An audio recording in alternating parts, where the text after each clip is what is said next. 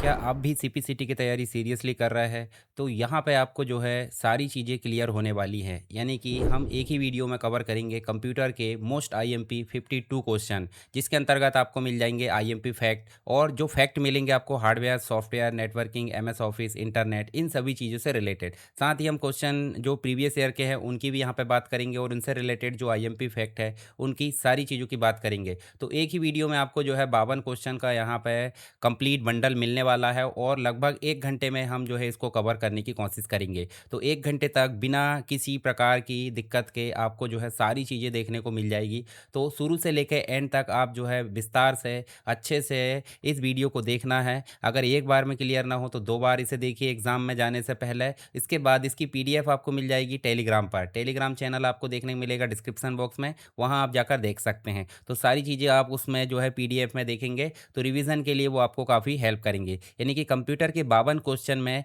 किसी भी प्रकार की कोई दिक्कत नहीं होने वाली है। तो चलिए शुरू करते हैं इस कंप्लीट क्लास को। ध्यान से आपको देखते रहना है, और किसी प्रकार का कोई डाउट है तो आप कमेंट बॉक्स में बताते जाइए। सबसे पहला आपको देखने को मिल जाता है क्वेश्चन, निम्न में से कौन सी कंप्यूटर की अमान्य विशेषता है। तो कंप्यूटर महोदय की अगर बात करें तो कंप्यूटर एक प्रकार की डिजिटल यानी कि इलेक्ट्रॉनिक डिवाइस है, जिसके अंतर्गत हमको मेमोरी भी मिल जाती है, यानी कि याद रखने की क्षमता। जैसे कि एक प्राइमरी मेमोरी मिल जाती है जिसमें रैम, रोम, रजिस्टर, कैश मेमोरी आ जाती है, और सेकेंडरी मेमोरी मिल जाती है जिसमें एसएसडी है, हार्ड डिस्क, ये सारी चीज़ें मिल जाती है। तो मेमोरी तो है इसकी विशेषता। कंप्यूटर मानव से कहीं अधिक जो है स्पीड से काम करता है, तो स्पीड भी इसकी विशेषता है। नैनो सेकंड या मिली सेकंड में ये गणनाओं को हल कर देता है। दूसरा वर्सैटिलिटी, मतलब हर जगह और विभिन्न काम के लिए इसका उपयोग किया जाता है। इसका मतलब ये भी विशेषता है, ये भी है, ये भी है। आईक्यू यानी कि सोचने समझने की क्षमता जो मानव के जैसी है, वो इसमें नहीं है। तो आंसर क्या होगा? यही होगा, यानी कि गलत यही है। तो आंसर ये है आपका आईक्यू। यहाँ हम देख सकते हैं जैसे स्पीड इसकी विशेषता है, एक्यूरेसी इसकी विशेषता है, इसके अलावा मेमोरी है, वर्सैटिलिटी है। साथ ही आपको देखने को मिल जाता है, देखिए एक्यूरेसी मतलब हो जाता है कि शुद्धता, यानी कि एरर रहित ये काम करेगा बिना गलती के। ऑटोमेशन का मतलब क्या हो जाता है कि एक बार इनपुट दे दो, खुद ब खुद काम करते रहता है। स्टोरेज कैपेसिटी, जैसे मेमोरी है तो स्टोरेज कैपेसिटी होगी। पर आईक्यू, इंटेलिजेंस क्वोशंट, ये जो है इसकी विशेषता नहीं है, यानी कि आर्टिफिशियल इंटेलिजेंस यहाँ पे इसकी विशेषता नहीं है, मानव जैसे सोचता नहीं है। हालांकि आर्टिफिशियल इंटेलिजेंस हो सकती है, पर इतना नहीं है कि जितना मानव सोच सकता है। इसके लिए प्रयास चल रहा है, ठीक है। चलिए आगे देखें। डिफ़ॉल्ट रूप से एमएस एक्सेल 2019 में कितने कॉलम्स होते हैं?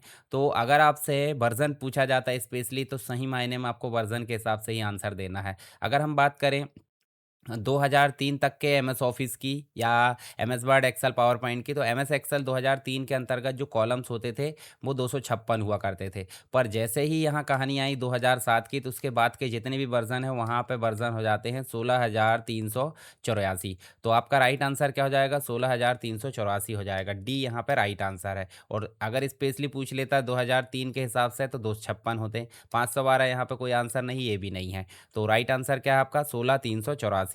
ठीक है, तो यहाँ पे आप देख भी सकते हैं जैसे 2019 में डिफ़ॉल्ट रूप से ये होते हैं, जिसकी संख्या ए से लेकर एक्स एफ डी तक होती हैं। अगर आपसे पूछा जाता है लास्ट कॉलम का नाम, तो एक्स एफ डी, शुरू का तो आपको पता ही है। और यहाँ पे जो रो है उनकी संख्या 1 से लेकर 10,48,576 होती है, और दोनों को मिलाकर क्या बनता है? Cell address. मान लीजिए पहला सेल का एड्रेस अगर बात करें तो A1 होता है, और लास्ट सेल का अगर पूछ लिया जाए तो last cell X F D, और 10,48,576 ये हो जाएगा। एक्स एफ डी 10,48,576, ये लास्ट का जो सेल है उसका एड्रेस, और पहले सेल का एड्रेस A1 हो जाएगा। ठीक है, याद रखना ये चीज़ है। उसके बाद ओपन ऑफिस कैल्क, जो कि कैल्क मतलब हो जाता है एमएस एक्सेल। ठीक है, तो मैं आपको दिखाता हूँ, जैसे कैल्क दिखाता हूँ मैं। तो यहाँ पे ओपन ऑफिस का लिब्रे ऑफिस कैल्क है, ओपन ऑफिस कैल्क अगर बात करो तो लगभग लगभग दोनों ही सेम है, ठीक है। तो ये क्या कहलाते हैं? एक प्रकार से एक्सेल जैसे ही यहाँ काम करते हैं। और अगर हम यहाँ बात करें, जैसे यहाँ पूछा क्या गया है कि भाई कॉन्टेक्स्ट हेल्प, यानी कि कॉन्टेक्स्ट हेल्प जो है उसको डिस्प्ले करने के लिए शॉर्टकट की का कॉम्बिनेशन बताइए। अगर नॉर्मली हेल्प पूछा जाता तो क्या हो जाएगा? F1। पर यदि मान लीजिए आपसे कुछ और पूछा है हेल्प से एडवांस कॉन्टेक्स्ट हेल्प, तो उसके साथ अगर शिफ्ट लगा देते हैं तो वो बन जाता है कॉन्टेक्स्ट हेल्प। तो इसका मतलब मॉडिफायर की के रूप में कौन जानी जाती है? शिफ्ट की। जैसे अगर हमने ए बना है, और अगर कैपिटल ए बनाना है उसी से रिलेटेड, तो यहाँ पे शिफ्ट के साथ ए बनाते थे। ऐसे ही यहाँ शिफ्ट के साथ F1 क्या हो जाएगा? हमारा कॉन्टेक्स्ट हेल्प को प्रदर्शित करेगा। ठीक है, कॉन्टेक्स्ट F1 आपका हेल्प की दबाता है, मतलब हेल्प की लाता है, और शिफ्ट के साथ F1 मतलब एक्सटेंडेड हेल्प हो जाती है, कॉन्टेक्स्ट टूल टिप वाली। शिफ्ट के साथ F2 मतलब सेल कमेंट के लिए, और शिफ्ट के साथ F11 मतलब क्रिएट न्यू स्टाइल के लिए। याद रखना है इन चीज़ों को। डेटा प्रोसेसिंग के दौरान प्रोग्राम और प्रोसेस की जाने वाली जानकारी अस्थायी रूप से कहाँ स्टोर होती है? तो जब कंप्यूटर की बात करें तो कंप्यूटर में जब प्रोसेस होता है तो वो कैसा रहता है? अस्थायी। अस्थायी रूप से स्टोर करने के लिए यूज़ होती है रैम, रैंडम एक्सेस मेमोरी। इसके 2 प्रकार होते हैं, एक होता है एसरैम और एक होता है डीरैम। डीरैम सही मायने में DDR1 2 3 4 5 मिलती है, और एसरैम बोले तो कैश मिलती है। कैश मतलब L1 L2 L3 इस प्रकार से। तो रैम सही मायने में इसका आंसर है रैंडम एक्सेस मेमोरी, जो कि अस्थायी यानी कि वॉलेटाइल मेमोरी होती है, जो कि बिजली ऑन रहते तक डाटा स्टोर करेगी, उसके बाद यहाँ से डाटा हट जाएगा। चलिए यहाँ पे देखें तो रैम वॉलेटाइल मेमोरी है, रैंडम एक्सेस मेमोरी इसका फुल फॉर्म है। रोम रीड ओनली मेमोरी है, इसमें डाटा स्थायी रूप से स्टोर हो जाता है, ठीक है।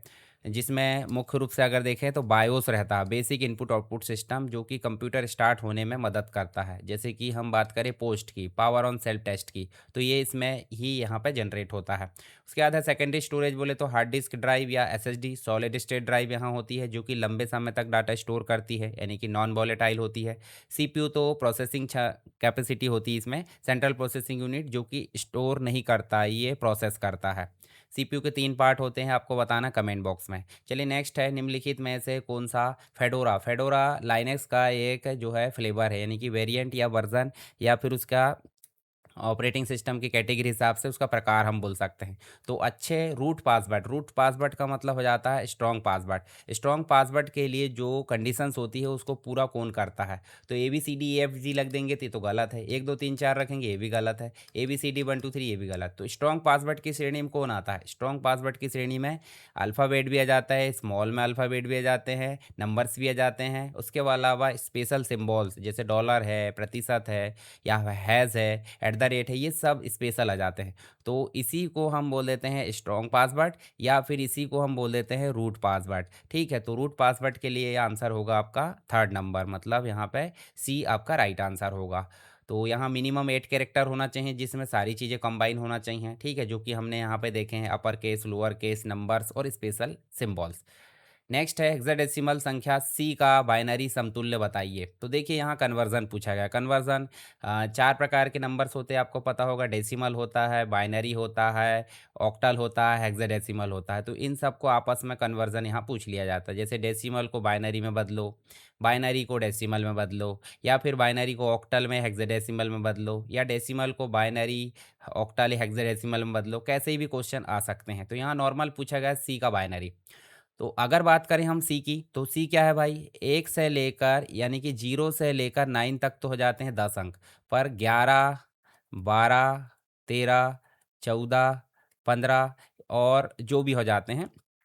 तो यहाँ पे देखिए आपको देखने को मिल जाता है 11 नहीं, यहाँ पे 10 भी होगा, ठीक है। तो 10 जो है वो किसके लिए हो जाएगा? 10 यहाँ पे हो जाएगा मुख्य रूप से ए के लिए। तो ए के लिए क्या हो जाएगा? 10, बी के लिए हो जाएगा 11, और सी के लिए हो जाएगा 12। तो 12 तो हो गया हेक्साडेसिमल, मतलब सी का मतलब 12 हो गया, और 12 को बाइनरी में बदलने की बात हो रही है। तो इसके लिए सीधे सीधे आप एक टेबल को ध्यान में रखिए। टेबल आपको रटना नहीं है, जैसे मान लीजिए यहाँ टेबल दिया है, तो 0 से लेकर 9 तक तो हो गए आपके 10 अंक। ABCD मैंने बताया 15 तक यहाँ देख लिए। तो सी का नॉर्मली 1100 आ रहा है, देखिए 1100 मतलब 1100। कैसे आ रहा है ये? तो नॉर्मल आपको ध्यान रखना है, जब 16 तक आपको टेबल बनाना है हेक्साडेसिमल वाला, तो आपको क्या करना है? देखिए 16 मतलब हो जाता है 2 की पावर 4, और 2 की पावर 4 मतलब 1 2 3 4। तो 4 आ गए, देखिए 4 आ गए यहाँ पे। तो 4 अंकों का कलेक्शन लेकर आपको 16 तक ले जाना है। तो यहाँ पे क्या करना है? आधे आधे करना है। जैसे 8 बार आपने 0 ले लिए पहली बार में, और 8 बार आपने 1 ले लिए। दूसरी बार में देखिए 4 बार 0 ले लिए, 4 बार 1, 4 बार 0, 4 बार 1।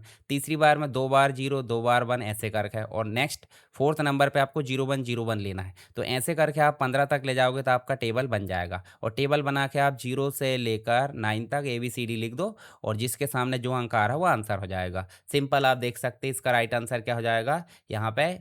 11, यानी कि 1100 यहाँ पे आंसर हो जाएगा। अब दूसरी चीज़ें पूछी जा सकती है, जैसे ए का नॉर्मल पूछा जाए 1010, बी का पूछा जाए 1011, डी का पूछा जाए 1101, ई का पूछा जाए तो 1110, एफ का पूछा जाए तो 4 टाइम 1। तो इस प्रकार की चीज़ें हमको देखने को मिल जाती है।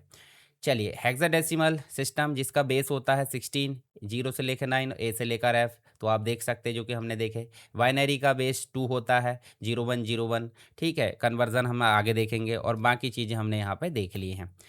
खालिस्तान एक मशीन रीडेबल कोड होता है जो कि काले और सफ़ेद वर्गों में होता है, जो कि आपको यहाँ पे दिख रहा है। इसको सब पहचानते होंगे, ठीक है। जो एक प्रकार से एरे एरे या टेबल से बना होता है और आमतौर पर स्मार्टफोन के कैमरे द्वारा रीड करने के लिए, यूआरएल या अन्य जानकारी संग्रहित करने के लिए उपयोग किया जाता है। इसे क्या बोलते हैं? तो आप देखिए, इसे क्यूआर बोलते हैं। क्या बोलते हैं इसे? क्यूआर, क्विक रिस्पॉन्स कोड बोल देते हैं। तो यहाँ पे आपको सी मिलेगा, क्यूआर कोड देखने को मिल जाएगा। बार कोड भी रहता है जो कि लाइन लाइन पे प्रोडक्ट की इंफॉर्मेशन यहाँ पे होती है। नेक्स्ट आप देखोगे, क्यूआर तो आपने देख ली। बार कोड जो कि लीनियर होता है, 1D होता है, ठीक है। और 2D मैट्रिक्स के साथ भी यहाँ देखने को मिल जाता है क्यूआर कोड, दोनों आप देख लिए। यूज़ कहाँ कहाँ होता है? तो जो ऑनलाइन पेमेंट है उसमें क्यूआर कोड उपयोग होता है। Website, product, packaging, ticket, advertisement, इन सब में आपको देखने को मिल जाएगा। तो स्मार्टफोन से स्कैन होता है क्यूआर कोड। कोड जो है ज़्यादा डाटा स्टोर करने वाला होता है, क्यूआर कोड। तो ऐसे भी क्वेश्चन आ जाते हैं। खालिस्तान बिट का समूह वाइट कहलाता है। तो बिट मतलब हो जाती 0 और 1, दो हो जाती है, यानी कि दो कॉमन रूप से अगर देखें तो 0 या 1 बिट हो जाती है। और अगर इन्हीं को मिलाकर 0 1 1 0 इस प्रकार कर दे तो ये बन जाती है निबल। क्या बन जाती है? निबल। मतलब एक निबल बराबर 4 बिट। और अगर इन्हीं को कर दें हम 8, ठीक है, 8 कर दें तो वो बन जाती क्या? वाइट। तो 8 बिट का कलेक्शन हो जाएगा यहाँ पे बाइट, ठीक है। मेमोरी मेजरमेंट यूनिट आप एक बार देख लेना यहाँ पे। मैं आपको ये पीडीएफ प्रोवाइड कर दूंगा, जो आपका टेलीग्राम चैनल है सरकार स्टडी वेब्स एजुकेशन, जो भी है SSW एजुकेशन, उसमें। तो 1 बिट बाइनरी डिजिट, 4 मतलब निबल, 8 मतलब बाइट, 1 बाइट, और 1024 बाइट मतलब 1 KB, ऐसे करके 1024 लेगा जाए आगे तो सबसे हाईएस्ट जियो बाइट मिल जाती है। 1 जियो बाइट मतलब 1024 प्रोंटो बाइट। तो ये भी आप देख लेना। तो बाइनरी, ये सारी चीज़ें हमने देख ली, इनको आप एक बार पढ़ लेना। जब हमें खालिस्तान की आवश्यकता होती है तब प्लॉटर का उपयोग करना अधिक होता है। तो देखिए, एक होता है प्रिंटर। प्रिंटर छोटे छोटे मामले में भी प्रिंट कर देता है, पर बड़े आकार के अगर कंप्लीट रूप से पेपर या कैनवास का उपयोग करना प्रिंट के लिए, तो उसके लिए हमको प्लॉटर की ज़रूरत पड़ेगी। तो बड़े आकार के डॉक्यूमेंट नहीं, ये तो प्रिंटर कर देगा। MP4 वीडियो ये भी नहीं करेगा। अच्छे दृश्य ये भी नहीं। बड़े आकार के कैनवास या बड़े आकार के पेपर के लिए यहाँ पर ज़रूरत पड़ेगी प्लॉटर की। प्लॉटर आप देखोगे, प्लॉटर दो प्रकार के होते हैं, एक तो ड्रम पेन प्लॉटर और एक होता है फ्लैट बेड। तो अलग अलग तरीके से इनका उपयोग किया जाता है, जो कि हम आगे देखेंगे कभी विस्तार से पढ़ेंगे तो। चलिए, प्लॉटर के बारे में आप यहाँ पे पढ़ लेना। दो प्रकार के प्लॉटर होते हैं, पेन प्लॉटर भी होता है, ड्रम भी होता है, इलेक्ट्रोस्टैटिक प्लॉटर भी होता है और कटिंग प्लॉटर भी होता है। ये ब्रॉड कैटेगरी हो गई, ठीक है। वे प्रिंटर्स जो एक समय में केवल एक ही कैरेक्टर प्रिंट करते हैं खालिस्तान कहलाते हैं। तो ये हो जाते हैं आपकी सीरियल प्रिंटर। जैसे आप यहाँ देखोगे, सीरियल प्रिंटर कुछ इस प्रकार से, ATM मशीन में भी आप देखोगे बिल जनरेट करते समय इस प्रकार की चीज़ें देखने को मिल जाती है। तो सीरियल प्रिंटर एक कैरेक्टर हो जाते हैं, जैसे dot matrix printer, impact printer, dot matric printer serial में आ जाते हैं, बोले तो कैरेक्टर प्रिंटर में आ जाते हैं। ये क्वेश्चन भी काफ़ी आता है, डॉट मैट्रिक प्रिंटर किस प्रकार का है? तो ये है कैरेक्टर प्रिंटर है। लाइन प्रिंटर पूरी पूरी लाइन प्रिंट करता है, मेन फ्रेम सिस्टम के लिए उपयोग होता था। पेज प्रिंटर पूरा पेज प्रिंट करता है, जैसे कि लेज़र प्रिंटर। तो ये इनको आप ध्यान में रख सकते हैं। ड्रम में लगी झिल्ली तथा टेलीफोन खालिस्तान सिस्टम में लगे डायफ्राम अपने मध्य के आसपास कंपन करते हैं। तो देखिए, डायफ्राम जो होता है मुख्य रूप से स्पीकर में आपको देखने को मिल जाता है। ये स्पीकर आपने सभी ने देखा होगा। इसका स्ट्रक्चर देखते हैं। सबसे नीचे देखोगे तो ओक मिल जाता है, यहाँ पे आपको मैग्नेट मिल जाती है, फ्रंट प्लेट। तो ये फ्रंट प्लेट और ये बैक प्लेट दोनों मिलाकर ही इसको कवर करके रखते हैं, किसको? चुंबक को। उसके जस्ट ऊपर होता है क्या? यहाँ पे आपको ये कॉइल देखने को मिलेगी। कॉइल मतलब जो आपकी वॉइस कॉइल होती है। ये यहाँ पे आपको सस्पेंशन देखने को मिल जाएगा, जो कि ऊपर नीचे होता है। यहाँ देखिए आपको जो है क्या मिलेगा, देखो ऊपर भी सस्पेंशन है। और नेक्स्ट अगर देखा जाए तो आपको डायफ्राम देखने को मिल जाता है। ये जो डायफ्राम दिख रहा है, ये डायफ्राम मिल जाता है। उसके ऊपर आपको सराउंडिंग देखिए केप मिल जाती है। तो ये पूरा का पूरा स्ट्रक्चर है इस स्पीकर का। तो यहाँ पे आप देख सकते हैं झिल्ली, डायफ्राम, टेलीफोन और स्पीकर में लगे डायफ्राम अपने मध्य स्थान के आसपास क्या करते हैं? कंपन, यानी वाइब्रेट करते हैं और उससे आवाज़ निकलती है। तो ये ध्यान रखना, थोड़ा सा हैवी क्वेश्चन देखने को मिल जाता है, तो इनको आप देख सकते हैं यहाँ पे। कंप्यूटिंग में मदरबोर्ड के शेप और साइज जैसे स्पेसिफिकेशन को क्या कहा जाता है? तो मदरबोर्ड अलग अलग फीचर्स के साथ अलग अलग कंप्यूटर अलग अलग जो है लेवल के कंप्यूटर के लिए आता है। जैसे उदाहरण के लिए देखा जाए तो E80X सबसे बड़े जो कंप्यूटर होते हैं सर्वर्स वगैरह उसके लिए आता है। पर्सनल कंप्यूटर के लिए यहाँ पे माइक्रो ATX है और मिनी ATX है। ये सब फॉर्म फैक्टर कहलाते हैं। क्या कहलाते हैं ये? Form factor. चलिए फॉर्म फैक्टर आपने देख लिया। यहाँ पे ATX एडवांस टेक्नोलॉजी एक्सटेंडेड सबसे लोकप्रिय स्टैंडर्ड साइज़ है। माइक्रो छोटे वर्जन, और उसके बाद मिनी ATX कॉम्पैक्ट साइज़ के लिए। BTX भी हो जाता है balance technology extended, thermal management के लिए डिज़ाइन किया जाता है। ठीक है, तो ये जो है मदरबोर्ड के फॉर्म फैक्टर कहे जाते हैं, जो कि आपको ध्यान में रखना है। तो ये कुछ बेसिक चीज़ें हमने कुछ क्वेश्चन यहाँ डिस्कस किए। आई होप आपको समझ में आ गया होगा। और किसी प्रकार का कोई डाउट है, किसी प्रकार की कोई दिक्कत है तो आप कमेंट बॉक्स में बताइए।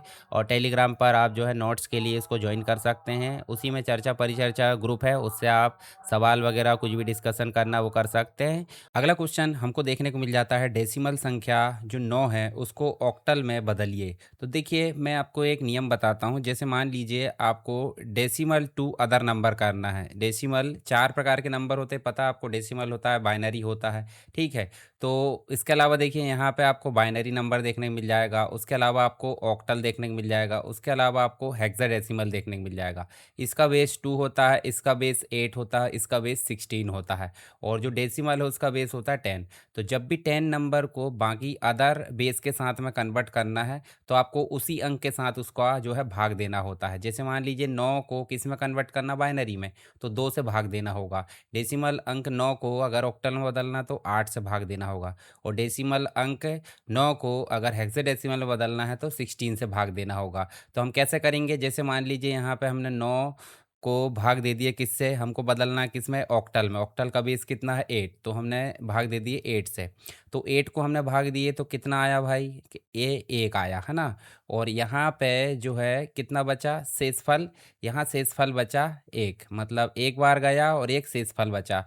तो जो शेषफल आया है वो 1 आया है और बचा नीचे वो भी शेषफल है। तो ये कैसे लिखना है, ये उल्टे क्रम में लिखना है। मतलब पहले 1 लिखोगे और दूसरी बार में भी 1 है, ठीक है। तो आपका आंसर क्या आ जाएगा, यहाँ पे 11 आ जाएगा। यदि मान लीजिए इसी को बोल देता वो कि किस में बदलना है, 9 को बाइनरी में बदलिए, तो आपको 2 से भाग देना होता, ठीक है। तो 2 को भाग देते कितने बार, 4 बार जाता, एक आपका शेषफल बचता। फिर 2 को भाग देते तो यहाँ पे 0 आता, फिर 2 को भाग देते तो यहाँ पे 1 आता और यहाँ फिर 0 आता। अब बचा कितना, 1001। इस प्रकार से यहाँ पे बाइनरी आ जाता है, ठीक है। तो ये चीज़ें आपको देखने को मिल जाती है।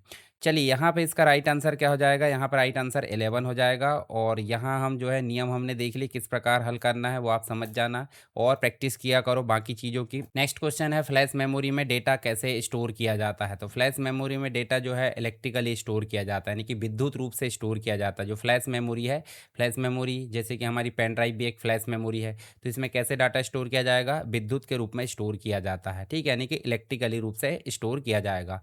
जो कि नॉन वॉलेटाइल मेमोरी होती है, यानी कि स्थायी रूप से स्टोर डाटा यहाँ देखने को मिल जाता है, और बिजली बंद होती तब भी यहाँ डेटा रिमूव नहीं होता है, ठीक है।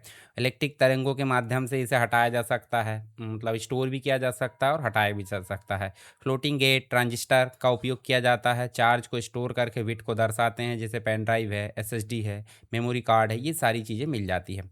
मैग्नेटिकली अगर बात करें तो हार्ड डिस्क ड्राइव में मैग्नेट के तौर पे स्टोर किया जाता है। फिजिकल रूप से अगर देखें तो कोई स्पेसिफिक मेथड नहीं है। इलेक्ट्रॉनिकली अगर देखा जाए तो यहाँ पे ये जो है इलेक्ट्रिकल के साथ में कंफ्यूज किया जाता है, पर ऐसा कोई टर्म नहीं होता है, ठीक है। तो हार्ड डिस्क जो है आपकी मैग्नेटिक है, फ्लैश आपकी इलेक्ट्रिकल है, रैम आपकी वॉलेटाइल इलेक्ट्रिकल स्टोरेज है, ठीक है। वॉलेटाइल मतलब स्थाई, अस्थाई नहीं बोल सकते, इसको अस्थाई बोलेंगे, ठीक है। नॉन वॉलेटाइल मतलब स्थाई हो जाती है।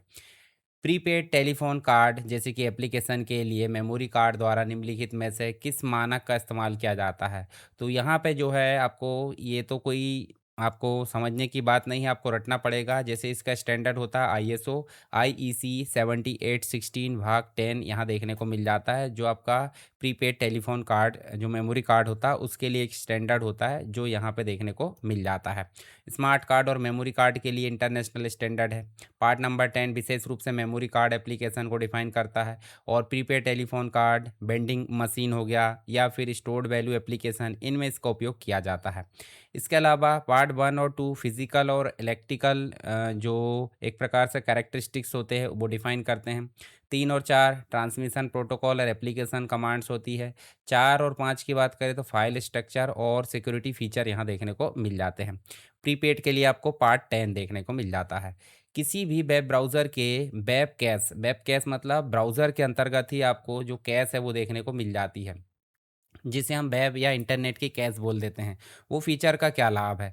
जब भी मान लीजिए आप इंटरनेट का उपयोग करते हैं, ये है आपका सर्वर, ठीक है? और यहाँ है ये आपका क्लाइंट। क्लाइंट मतलब क्लाइंट के अंतर्गत जो है ब्राउज़र है। ब्राउज़र एक ऐसा एप्लीकेशन है जिसमें हम कोई भी चीज़ें को सर्च करते हैं। जब हमने सर्च करे वेबसाइट को, वेबसाइट मतलब www.sarkarstudywebs.com, एक बार सर्च करके हमारे ब्राउज़र में ओपन हो गई।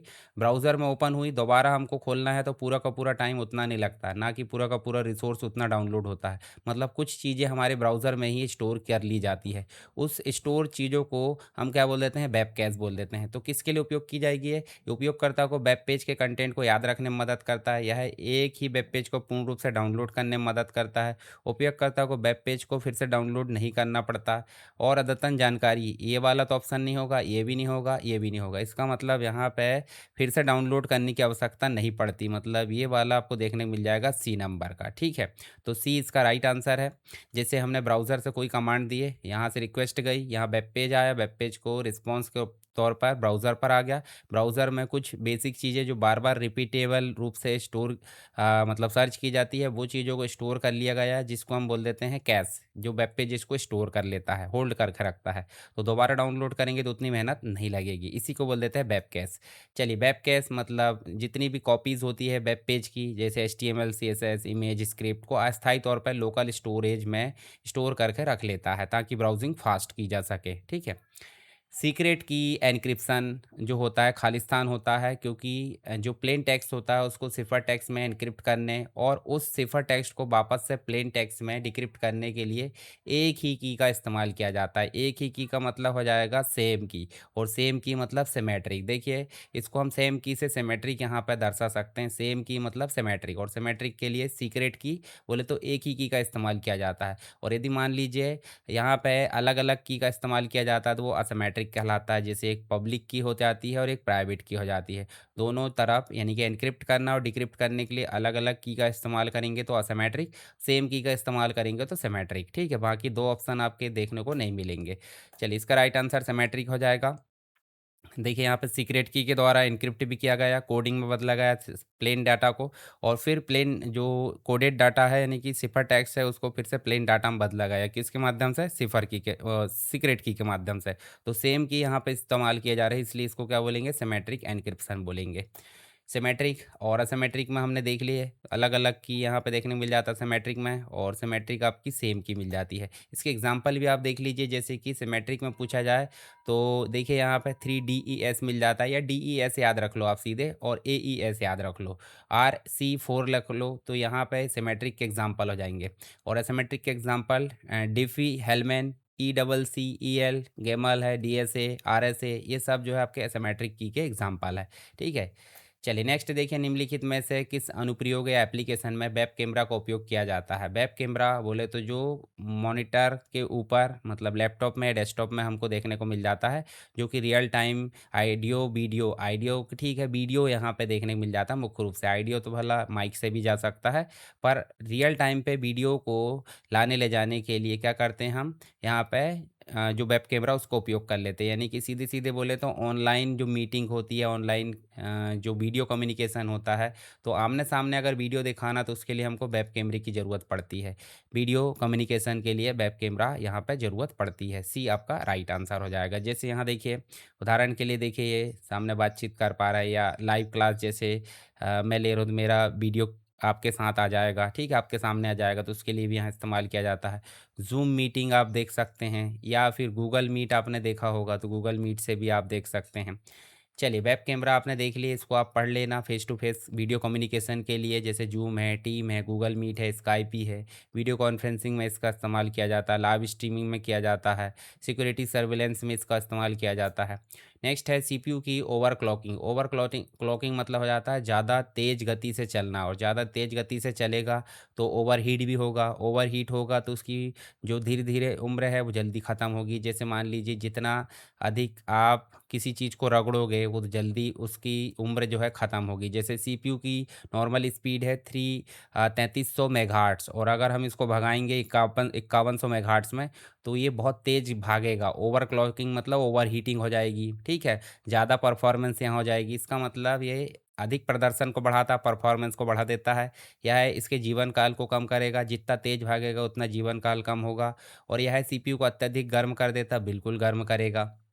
तो ये तीनों तो ओवरक्लॉकिंग के जो है विशेषता है। मतलब यहाँ क्या पूछा गया है, सीपीयू की ओवरक्लॉकिंग के संबंध में निम्नलिखित में से कौन-सा नहीं है? तो 3 तो है, ए और बी, सी, यहाँ पे 3 इसके संबंधित है। बाकी यह सीपीयू को अत्यधिक ठंडा कर देता है, ये नहीं होगा। क्यों? क्योंकि जब ओवरक्लॉकिंग होगी तो ज़्यादा हीट होगा। ज़्यादा हीट होगा, ठंडा कैसे हो गया? तो यही इसका आंसर है, क्योंकि ये इससे रिलेटेड नहीं है। अब ठंडा करने के लिए हम जो कूलिंग सिस्टम है वो यहाँ पे लगा सकते हैं। मतलब जो ओवरक्लॉकिंग है उससे बचने के लिए यहाँ पे हम सीपीयू को क्या दे सकते हैं, कूलिंग दे सकते हैं, जिससे कि ओवर क्लॉकिंग से बचा जा सके। जैसे फ़ैन है, लिक्विड कूलिंग है, इन सब की चीज़ें के लिए।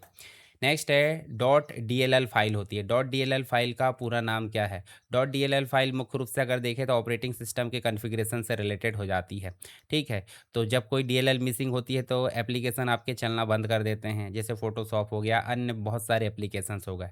तो इसका मतलब हो जाता है डायनेमिक लिंक लाइब्रेरी। इसका मतलब क्या हो जाता है? Dynamic link library. तो डबल नहीं होगा, यहाँ पे लिस्ट भी नहीं होगा, ठीक है? तो यहाँ 3 क्रॉस हो गए, डायनेमिक लिंक लाइब्रेरी। तो ये 2 तो वैसे ही क्रॉस हो गए थे, डबल वाले, ठीक है? डायनेमिक, फिर सब में लिंक आ गया, कोई दिक्कत नहीं। फिर देखिए लाइब्रेरी यहाँ पे आ गया, जब 2 क्रॉस हो गए तो इससे मिला लो, लिस्ट नहीं होगा, लाइब्रेरी होगा। तो बी इसका राइट आंसर है।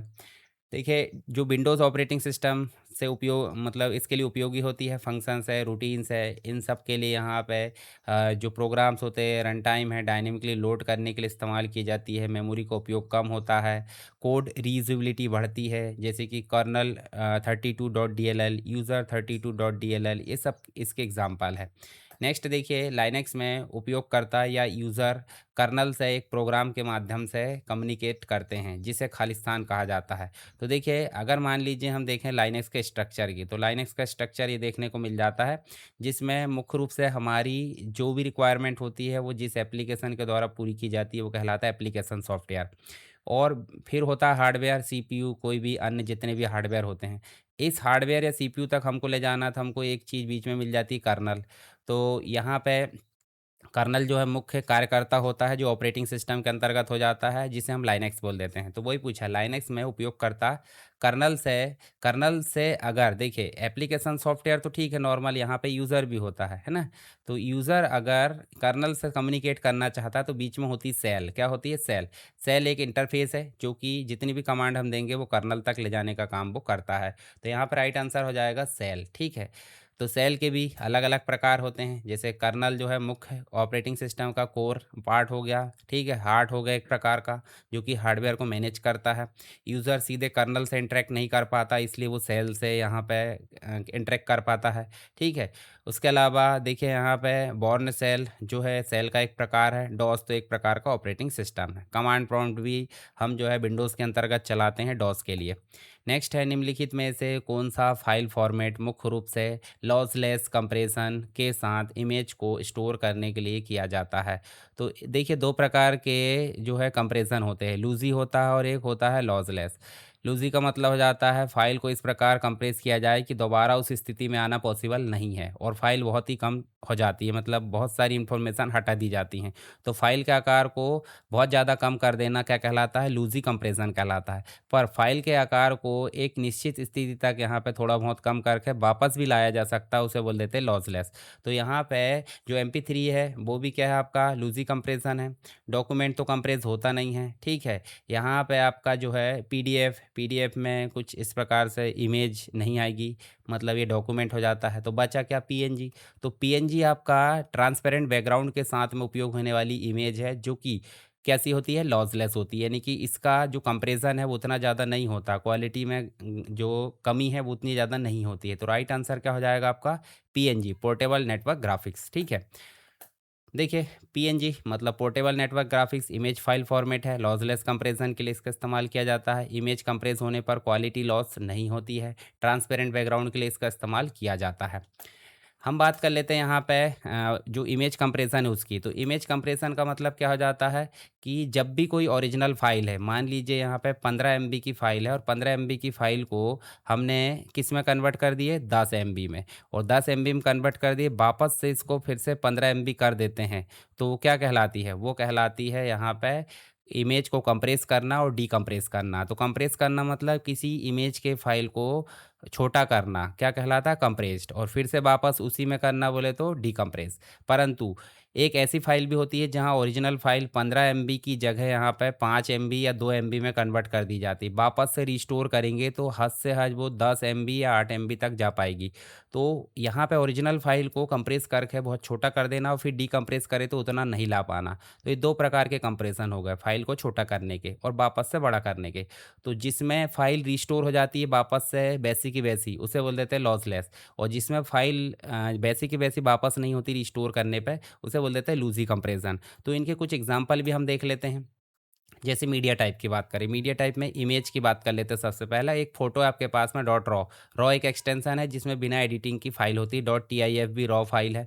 तो 30 एमबी की फ़ाइल यहाँ पे देखने को मिल जाती फ़ोटो। और अगर हम यहाँ लॉसलेस बोले तो उतना अधिक कंप्रेस नहीं कर रहे हैं, उसे बोल देते हैं लॉसलेस। तो फ़ोटो डॉट पीएनजी कर दिया, फ़ोटो डॉट बैप कर दी जो इंटरनेट में उपयोग होती है, तो इसको हमने 15 कर दिए। और यहाँ अगर लूज़ी की बात करें तो 30 एमबी को सीधे सीधे 2 एमबी कर दिए। तो 2 एमबी वाला वापस से रिस्टोर नहीं होगा, पर ये वापस से रिस्टोर हो जाएगा। तो लॉसलेस मतलब पिक्सेल्स और टेक्स्ट एकदम जो है शार्प रहते हैं, मतलब क्वालिटी में कमी नहीं आती है। लूज़ी मतलब कलर शेड को स्मूथ करके साइज़ छोटा कर दिया जाता है। तो ये पूरा मिक्सअप कर देते हैं, बिल्कुल एक प्रकार से सारी चीज़ों को मिला देते हैं, वापस से उस प्रकार स्थिति में नहीं आ पाते हैं। आइडियो फाइल की बात करें, 50 एमबी का डॉट वेब आइडियो जो विंडोज़ का आइडियो फाइल है, उसको हमने MP4 में कन्वर्ट करें। MP4 नहीं, M4A जो ए लैक होता है, जो 25 एमबी का है, परंतु इसे हम जो है लूज़ी कंप्रेस कर देते हैं डॉट MP3 में, तो 5 एमबी का बन गया। तो नॉर्मली हम इसी प्रकार के गाने सुनते हैं जो कि एडिटेबल नहीं होते हैं, पर इस प्रकार के जो है एडिटेबल होते हैं। जैसे विंडोज़ ऑडियो फाइल भी हमारी वापस से ए लैक में हो गई, ठीक है, फ्लैग बोल सकते हैं, ठीक है, सॉन्ग डॉट फ्लैग। तो ये एक प्रकार से क्या हो जाएगा आपका M4A, ठीक है। ये कंप्रेस होता है परंतु लॉसलेस होता है, और ये कंप्रेस होता है लूज़ी। तो यहाँ पे 100% ओरिजिनल साउंड फ्रिक्वेंसी हो जाती है, और यहाँ ना सुनाई देने वाली बारीक आवाज़ों को डिलीट कर दिया जाता है।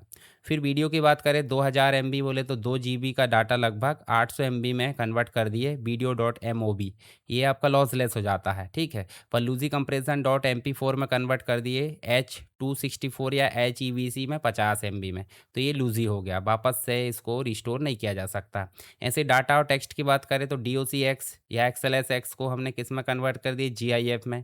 तो GIF में कन्वर्ट कर दिए तो ये हो गया एक प्रकार से विनजिप वाली फाइल, और विनजिप वाली फाइल को रिस्टोर करके वापस से ला सकते हैं।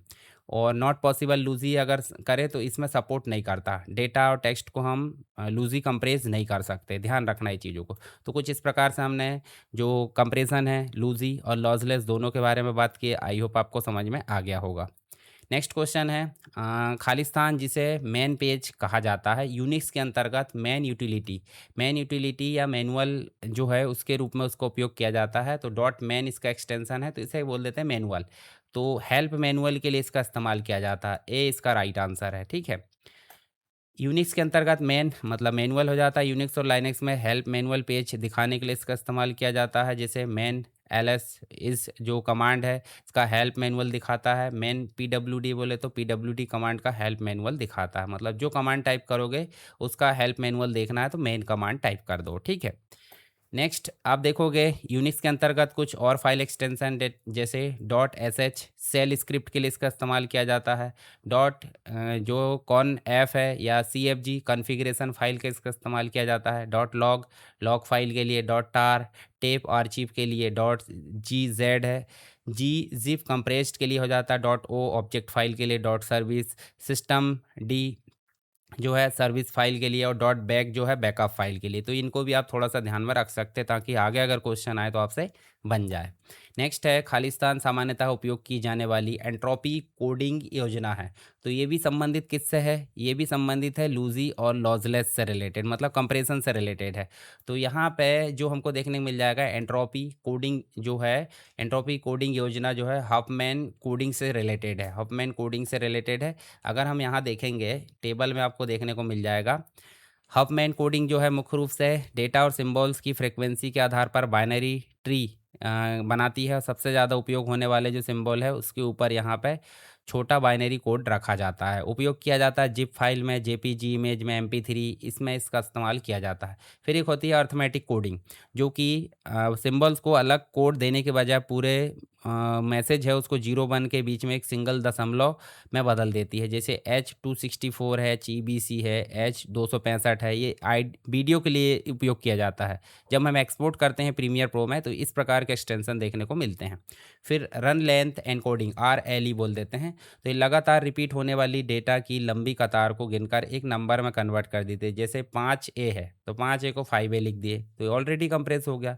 तो इमेज या सिग्नल्स जैसे ब्लैक एंड वाइट फैक्ट्स है या साधारण ग्राफिक्स, इसमें इसका इस्तेमाल किया जाता है। तो याद रखना है एंट्रोपी कोडिंग के लिए इस्तेमाल की जाने वाली टेक्निक हफमैन कोडिंग है, बाकी दो भी आप ध्यान में रख सकते हैं। तो एंट्रोपी कोडिंग देख लेना, जो कि लॉसलेस कंप्रेशन के लिए यहाँ ध्यान में रखी जाती है। हफमैन कोडिंग जो कि widely used entropy coding scheme है, जिप फाइल है, टेक्स्ट है, जेपीजी, इनके लिए इसका इस्तेमाल किया जाता है।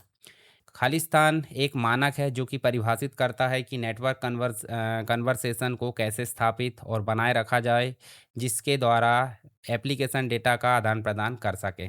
तो देखिए खालिस्तान एक मानक है जो कि परिभाषित करता है कि नेटवर्क का कन्वर्सेशन, जैसे हमने मान लीजिए एक कंप्यूटर और ये दो कंप्यूटर, दोनों कंप्यूटर को आपस में जोड़ दिए। अब दोनों के बीच में बातचीत होगी, बातचीत होने का मतलब हो जाता है डेटा का आदान प्रदान, डेटा आएगा और जाएगा। तो डेटा आएगा जाएगा किस पर निर्भर करता है?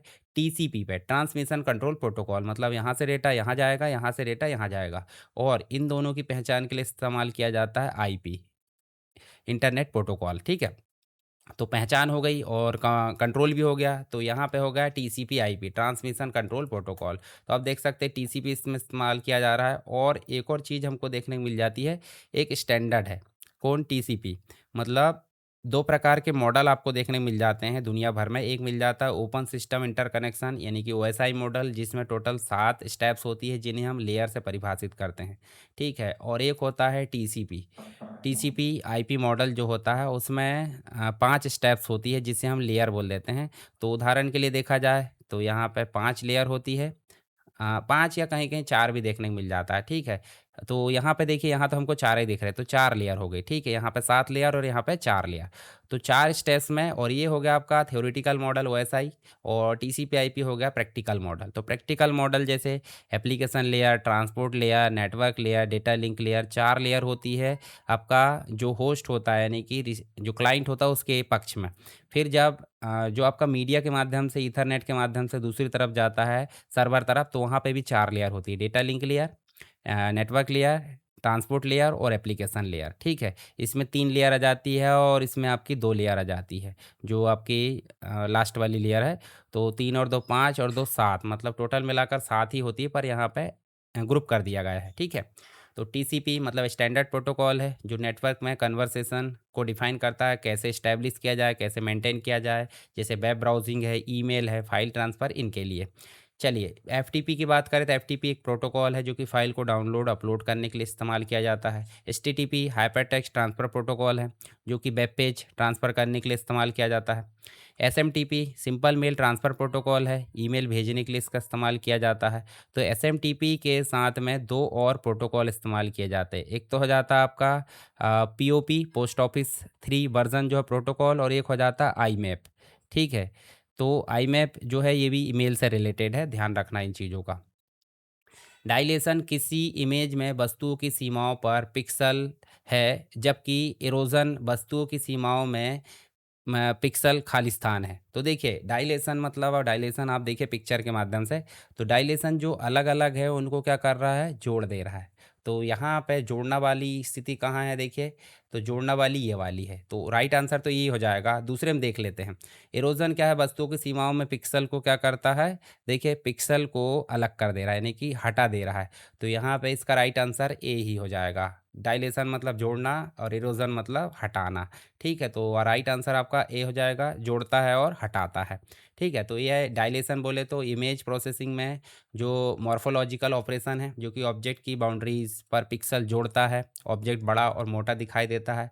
नॉइज़ रिमूवल या गैप भरना इसका काम हो जाता है। इरोजन बोले तो मॉर्फोलॉजिकल ऑपरेशन, ये भी ऑब्जेक्ट की बाउंड्रीज से पिक्सल्स को हटाता है, ऑब्जेक्ट छोटा और पतला दिखाई देता है। ठीक है, नेक्स्ट है जेपीजी या जेपीजी का फुल फॉर्म क्या है, तो जॉइंट फोटो एक्सपर्ट ग्रुप इसका नाम होता है।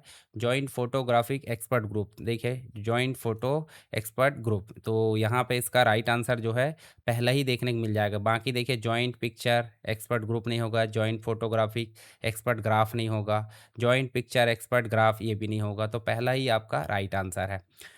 तो ये एक प्रकार की लूज़ी कंप्रेशन है, मतलब क्वालिटी को घटा दिया जाता है, सारी लेयर्स आपस में लॉक कर दी जाती है, वापस से इसको रिट्राइवल नहीं किया जा सकता, मतलब एडिटिंग पॉसिबल नहीं है। डॉट जेपीजी या डॉट जेपीईजी इसका फुल फॉर्म, मतलब जो एक्सटेंशन है वो हो जाता है।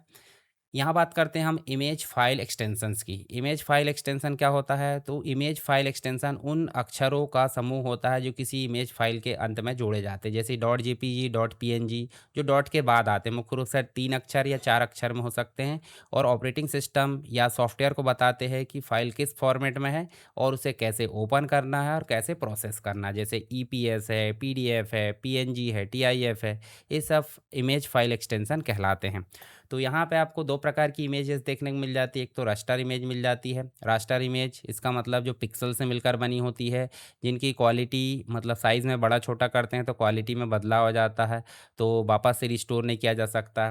ठीक है, बहुत बड़ा करने पर पिक्सेलेट हो जाती है, धुंधली-धुंधली दिखती हैं। दूसरी प्रकार की इमेज होती है वेक्टर इमेज, जिसे हम डॉट एसवीजी बोल सकते हैं, स्केलेबल वेक्टर ग्राफिक, जो कि मैथमेटिकल इक्वेशंस और जो शेप्स होते हैं उनके माध्यम से बनती है, जिनको बड़ा छोटा करने पे किसी प्रकार का क्वालिटी में परिवर्तन देखने को नहीं मिल जाता, यानी कि 100% परफेक्ट होती है।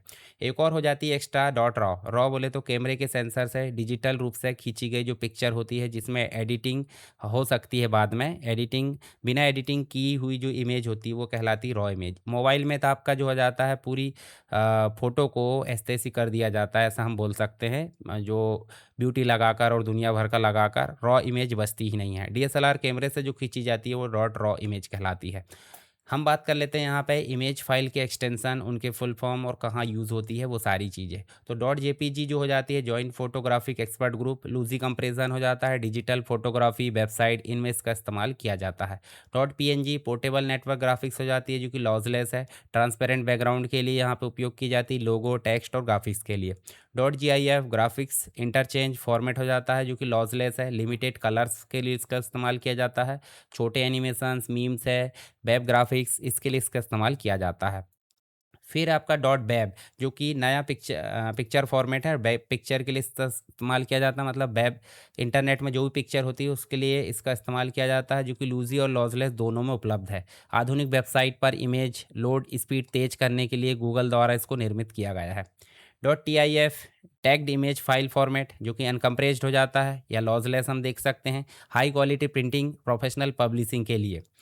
एस वी जी स्केलेबल वेक्टर ग्राफिक्स हो जाता है, जो कि वेक्टर लॉसलेस हो जाता है, वेबसाइट आइकॉन है, इलस्ट्रेशंस है, इसे कितना भी जूम कर लो पिक्चर फटती नहीं है। Dot B M P bitmap image जो है फाइल है, अनकम्प्रेस्ड हो जाती है, विंडोज सिस्टम की बेसिक और बिना कंप्रेस्ड की हुई रॉ इमेज हो जाती है। डॉट एच ई आई सी बोले तो हाई एफिशिएंसी इमेज कोडिंग हो जाती है, जो कि मुख्य रूप से लूजी हो जाती है और आईफोन में डिफ़ॉल्ट रूप से फ़ोटो कैप्चर करते हैं तो यही देखने को मिल जाती है। ठीक है, उसके बाद है ए बी आई एफ बोले तो A B one image file format, जो कि लूजी और लॉसलेस है, सबसे नया और एडवांस वेब इमेज फॉर्मेट है, जो कि बेहतरीन क्वालिटी और बहुत छोटा साइज़ यहाँ पे होता है।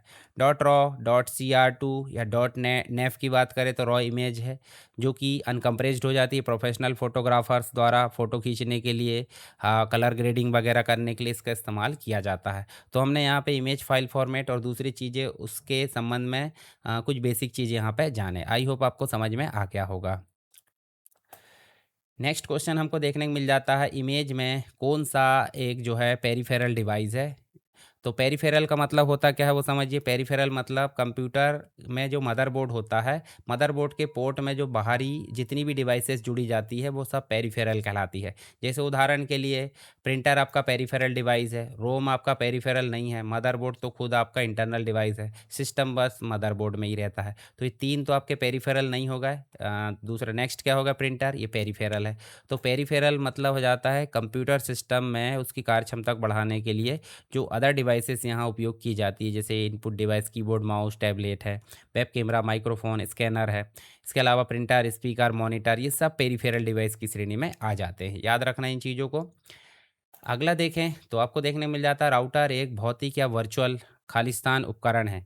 तो राउटर मुख्य रूप से नेटवर्क में इस्तेमाल किया जाता है। तो कैसा है ये, नेटवर्किंग एप्लीकेशन, नेटवर्किंग उपकरण है जिसे कंप्यूटर नेटवर्क के बीच में डेटा पैकेट्स को प्राप्त करने और उनका विश्लेषण करने, उन्हें आगे भेजने या ट्रांसफ़र करने के लिए डिज़ाइन किया गया है। उदाहरण के लिए इंटरनेट आया आपका, इंटरनेट से यहाँ हमारे घर में इंटरनेट आया, यहाँ पे तो हमारे घर के जो इंटरनेट है उसको अलग-अलग जगह में सर्कुलेट करने के लिए बोले तो 1 बिल्डिंग, 2 बिल्डिंग, तो बिल्डिंग में ट्रांसफ़र करना स्विच या हब लग जाता है, पर वहाँ तक हमको डेटा भेजना है नेटवर्क या इंटरनेट का, तो हमको ज़रूरत पड़ती है राउटर की, जो कि कैसे डाटा भेजता है, पैकेट्स के फॉर्म में, ठीक है। तो नेटवर्किंग डिवाइस है राउटर, मुख्य रूप से अगर देखा जाए तो ये आपका राइट आंसर है। जो मुख्य रूप से डेटा पैकेट्स को रिसीव करता है, एनालाइज़ करता है, डेस्टिनेशन एड्रेस को देखता है और फॉरवर्ड करता है। ये कंप्यूटर नेटवर्क को आपस में जोड़ता है अलग-अलग, और इंटरनेट एक्सेस के लिए बहुत आवश्यक हो जाता है। नेक्स्ट है सॉफ्टवेयर टेस्टिंग लाइफ साइकिल, जिसे हम एसटीएलसी बोल देते हैं। उसके संदर्भ में निम्नलिखित में से कौन-सा टेस्ट लॉग नहीं है? तो टेस्ट लॉग मतलब इसके अंदर जो क्या बोलते हैं साइकिल होता है, उसमें कुछ स्टेप्स होती है। स्टेप्स कितनी होती है? 6। जैसे टेस्ट की प्लानिंग करना, योजना बनाना, test case development, test environment setup करना, टेस्ट को एग्जीक्यूट करना, टेस्ट का क्लोज़र करना। बोले तो इसमें पास या फेल का परिणाम शामिल हो जाता है, बिल्कुल होता है। टेस्टिंग पास या फेल। इसमें टेस्ट केस निष्पादन का रिकॉर्ड शामिल होता है, बिल्कुल सही, ये भी रिकॉर्ड होता है। इसमें टेस्ट गतिविधि जो लॉग होती है उसका रिकॉर्ड होता है, ये भी सही। पर टेस्ट पर मतलब कंट्रोल नहीं होता। टेस्ट कंट्रोल के लिए एक टूल होता है अलग, पर ये इसका भाग नहीं है, सॉफ्टवेयर टेस्टिंग लाइफ साइकिल का भाग नहीं है। तो डी इसका राइट आंसर। टेस्ट लॉग में क्या शामिल नहीं होता? टेस्ट पर कंट्रोल शामिल नहीं होता है, बाकी चीज़ें आपकी शामिल होती है। तो यहाँ देख भी सकते हैं रिक्वायरमेंट एनालिसिस है, टेस्ट प्लानिंग करना, टेस्ट केस डेवलपमेंट, पर्यावरण बोले तो एनवायरनमेंट सेटअप है, टेस्ट को एग्जीक्यूट करना, टेस्ट को क्लोज करना। पर टेस्ट को कंट्रोल करना बोले तो टेस्ट कंट्रोल प्रोसेस का हिस्सा नहीं है, ये एक प्रकार का टूल है। इंटरनेट एक्सप्लोरर वेब ब्राउज़र को खालिस्तान ने प्रस्तुत किया है। तो इंटरनेट एक्सप्लोरर अभी तो बंद हो चुका है, इसके बदले में माइक्रोसॉफ्ट एज चल रहा है। तो इंटरनेट एक्सप्लोरर किसके द्वारा बनाया गया था? ये माइक्रोसॉफ्ट के द्वारा बनाया गया था। ठीक है, तो यहाँ आपको ध्यान रखना है, जो कि 1995 में बनाया गया था विंडोज़ 95 के साथ में। माइक्रोसॉफ्ट प्लस पैकेज में शामिल किया गया था। ये कई वर्षों तक लोकप्रिय रहा। 2015 में इसको जो है सेवाएं बंद कर दी गई और इसके बदले में क्या आ गया? माइक्रोसॉफ्ट एज आ गया। ठीक है, तो यहाँ आप देख सकते हैं इसके बारे में। हम बात कर लेते हैं यहाँ पे ब्राउज़र की। तो ब्राउज़र है क्या भाई? ब्राउज़र एक प्रकार का एप्लीकेशन सॉफ्टवेयर है, जो कि क्लाइंट के ब्राउज़र मतलब क्लाइंट के कंप्यूटर में इंटरनेट को डाउनलोड करने वाले थे, इंटरनेट के अंतर्गत वेब पेजेस को डाउनलोड करने, वेबसाइट को डाउनलोड करने के लिए या कोई भी इंफॉर्मेशन को देखने के लिए ब्राउज़र का इस्तेमाल किया जाता है। जब भी हम ब्राउज़र से कोई चीज़ें टाइप करते हैं सर्च करने के लिए, तो सर्च करने के दौरान यहाँ पे हमारे पास में होता है सर्च इंजन, जो कि हमारी सर्च की गई रिक्वेस्ट को कहाँ ले जाता है? सर्वर के पास में। तो सर्वर के पास में ले जाता है, तो उस सर्वर को सबसे पहले हम क्या बोल देते हैं? DNS server.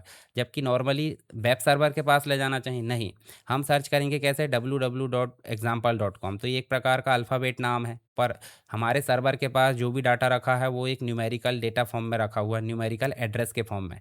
तो इस अल्फ़ाबेटिकल नाम को न्यूमेरिकल नाम में कन्वर्ट करने का काम या उससे पहचान कराने का काम कौन करता है? DNS, domain name system. अब ये न्यूमेरिकल नाम जाता है फिर से वेब सर्वर के पास में, और इस एड्रेस में जो भी जानकारी रखी है वो वापस से निकल कर आकर किसको मिल जाती है? वेब ब्राउज़र को मिल जाती है। वेब ब्राउज़र जिस कंप्यूटर या क्लाइंट से सर्च किया गया था उसी क्लाइंट कंप्यूटर में मिलती है। कैसे फॉर्म में मिलती है? वो मिल जाती है हमको एचटीएमएल फॉर्म में, यानी कि हाइपर टेक्स्ट मार्कअप लैंग्वेज के फॉर्म में, जो कि वेब पेज का एक एक्सटेंशन होता है। तो वेब पेज कैसे काम करता है, मतलब ब्राउज़र कैसे काम करता है, आपको समझ में आ गई? ब्राउज़र के कुछ नाम और उनके जो है जिनने बनाया और कौन से सन में बनाया है, वो चीज़ें हम देख लेते हैं, कुछ फैक्ट्स, ताकि आगे आने वाले एग्ज़ाम में आपको जो है क्वेश्चन बन जाए। सबसे पहला जो ब्राउज़र था वो वर्ल्ड वाइड वेब था, जो कि टिम बर्नर-ली सर्न में इसको बनाया गया था 1990 में। दुनिया का पहला ब्राउज़र इसको बोल देते हैं। पर यदि बात करें ग्राफ़िकल ब्राउज़र की, तो मोज़ेक के द्वारा देखिए एनसीएसए जो कंपनी, उसमें बनाया गया था 1993 में। पहला लोकप्रिय ग्राफ़िकल ब्राउज़र इसको बोला जाता है।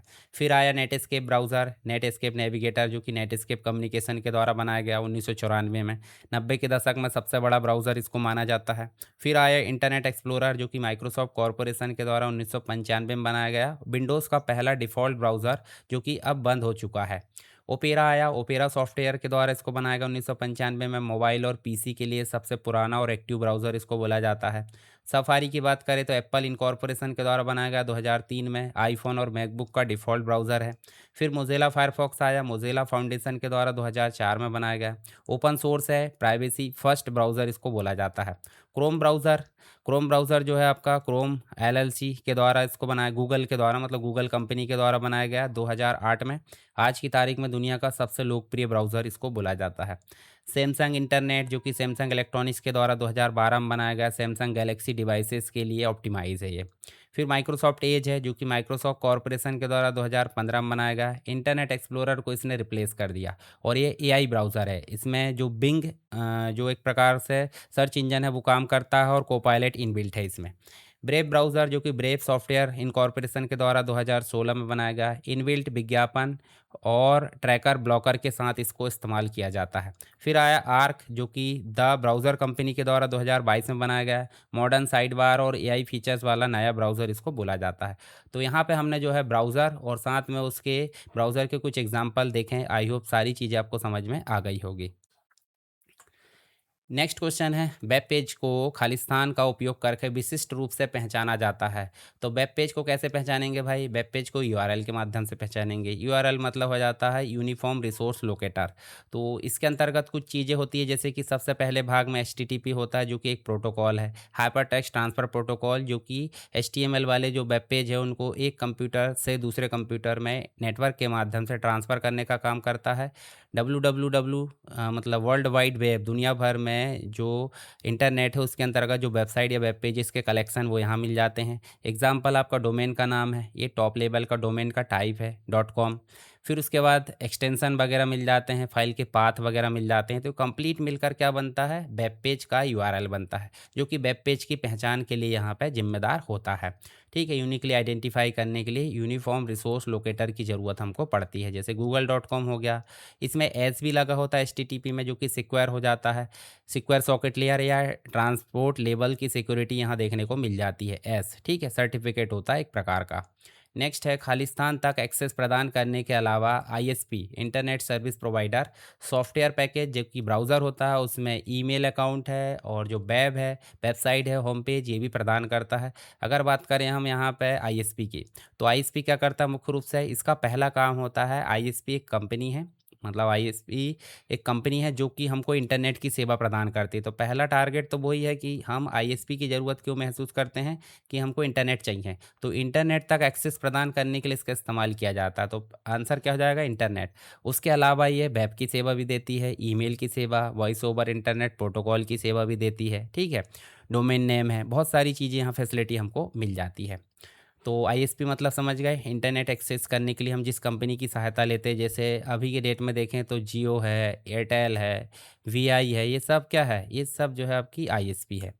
खालिस्तान एक स्पैम फ़िल्टरिंग से एक कदम आगे है। स्पैम फ़िल्टरिंग होती क्या है? जैसे ईमेल वगैरह, और स्पैम बोले तो अनवांटेड ईमेल जो हमारे काम के नहीं होते, फ्रॉड वगैरह होते हैं सस्पेक्टेड, तो उनको स्पैम फ़ोल्डर में ट्रांसफ़र करने के लिए स्पैम फ़िल्टर की ज़रूरत पड़ती है। इससे भी एक कदम आगे जो मिल जाता है, जो कि स्पैम से सुरक्षा तो करता ही है, साथ में उनकी कॉपी भी बनाता है। मतलब यहाँ पे आपको ईमेल की कॉपी बना देता है, साथ में रीडायरेक्ट कर देता है। ये सारे काम कौन करेगा? ईमेल की रूटिंग करता है। ईमेल राउटिंग या ईमेल रूटिंग हम इसको बोल देते हैं। बी आपका राइट आंसर है।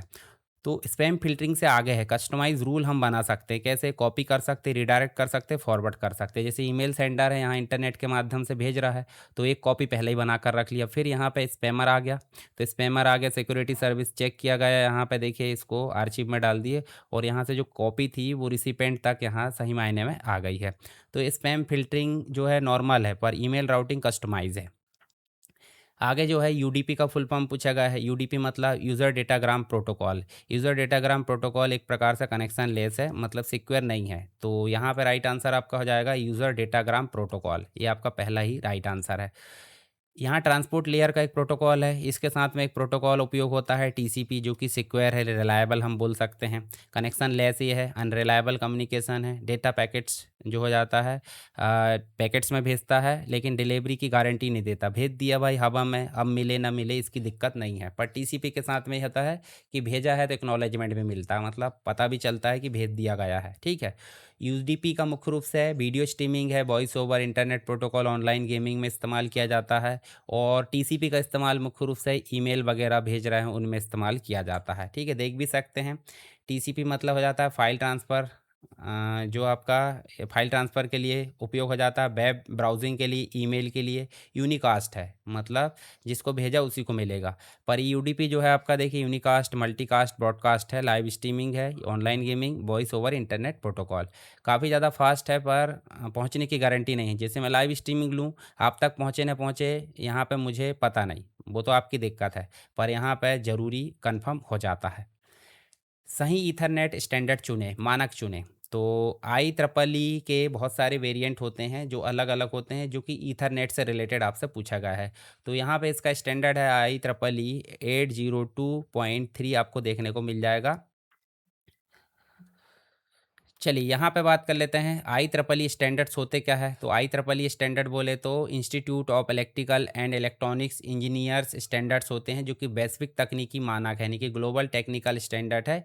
और दुनिया भर में इलेक्ट्रॉनिक उपकरण हो गए, यानी डिवाइसेस है, कंप्यूटर नेटवर्क है, सॉफ्टवेयर इंजीनियरिंग है, जो पावर सिस्टम्स होते हैं उनको सुरक्षित और रिलायबल और एक दूसरे के कंपिटेबल बनाने के लिए एक प्रकार का नियम तय करते हैं, जिन्हें हम आई ट्रिपल ई स्टैंडर्ड बोल देते हैं। तो आई ट्रिपल ई स्टैंडर्ड के कुछ एग्जांपल देख लेते हैं, जैसे कि आई ट्रिपल ई 802.3, जो कि मुख्य रूप से ईथरनेट, मतलब जो वायर्ड लैन होता है उसके लिए इस्तेमाल किया जाता है, केबल के माध्यम से। दूसरा हो जाता है आई ट्रिपल ई 802.11, जो कि वाईफाई के लिए इस्तेमाल किया जाता है। ठीक है, वाईफाई के भी वेरिएंट अलग मिल जाते हैं, जैसे ए एक्स है तो वाईफाई 6, और बी ई है इसका मतलब वाईफाई 7 में जाता है। आई ट्रिपल ई 802.15.1 तो ब्लूटूथ के लिए इस्तेमाल किया जाता है, मतलब डब्लू पैन के लिए, वायरलेस पर्सनल एरिया नेटवर्क के लिए, जो कि ईयरफोन है, माउस है, कीबोर्ड के लिए इस्तेमाल किया जाता है। आई ट्रिपल ई 802.15.5 मिल जाता है, तो जिग बी के लिए मिल जाता है। जिग बी मतलब स्मार्ट आईओ डिवाइसेस हो जाती है, इंटरनेट ऑफ थिंग्स वाली, जो कि पावर मतलब कम पावर में वायरलेस कनेक्टिविटी के लिए इस्तेमाल किया जाता है। आई ट्रिपल ई 802.16 की बात करें तो वाई मैक्स के लिए इस्तेमाल किया जाता है, जो कि लंबी दूरी के लिए high speed wireless broadband internet, जो कि आज की डेट में एयर फाइबर सुने होंगे आपने, वो इसी का उदाहरण है। I triple E 754 floating point arithmetic के लिए, जो कि कंप्यूटर और कैलकुलेटर के बीच दशमलव वाले नंबर्स की गणना और बाइनरी स्टोरेज के लिए। I triple E 1394 fire wire के लिए, एप्पल और अन्य कंप्यूटर के बीच में हाई स्पीड ट्रांसफ़र के लिए। उसके बाद आई ट्रिपल ई 1008 बोले तो सॉफ्टवेयर यूनिट टेस्टिंग के लिए, मतलब छोटे छोटे हिस्सों की टेस्ट के लिए इसका इस्तेमाल किया जाता है। फिर I triple E 1284 parallel port के लिए, पुराने समय के कंप्यूटर को प्रिंटर स्कैनर के साथ जोड़ने के लिए इसका इस्तेमाल किया जाता है। तो आई ट्रिपल ई स्टैंडर्ड देखे हमने और कुछ एग्जाम्पल भी देखें। पहली पीढ़ी के कंप्यूटर खालिस्तान पर आधारित थे। तो भाई सिंपल सी बात है, टेक्नोलॉजी पूछी गई तो यहाँ पे वैक्यूम ट्यूब इसका आंसर है। आप देख भी सकते हैं यहाँ पे पहली पीढ़ी में वैक्यूम ट्यूब, दूसरे में ट्रांजिस्टर, तीसरे में आईसी इंटीग्रेटेड सर्किट, चौथे में very large scale integrated circuit यानी कि वीएलएसआई, और इसी को हम माइक्रो प्रोसेसर बोल दिए, और माइक्रो प्रोसेसर से युक्त कंप्यूटर को माइक्रो कंप्यूटर बोल दिए। फिफ्थ में एआई आधारित ultra large scale integration circuit हम बोल सकते हैं। तो आप ध्यान में रखिए सभी चीज़ों को। नेक्स्ट है कंप्यूटर में निम्नलिखित में से किसे कंप्यूटर का मस्तिष्क माना जाता है। तो यहाँ देखिए मेमोरी को नहीं मानेंगे, हार्ड डिस्क को नहीं, मदरबोर्ड को नहीं, सीपीयू को मस्तिष्क मानेंगे। और इसमें भी काम कौन करता है ज़्यादा? एएलयू, अर्थमेटिक लॉजिक यूनिट, और इसको कंट्रोल करने का काम करता है कंट्रोल यूनिट।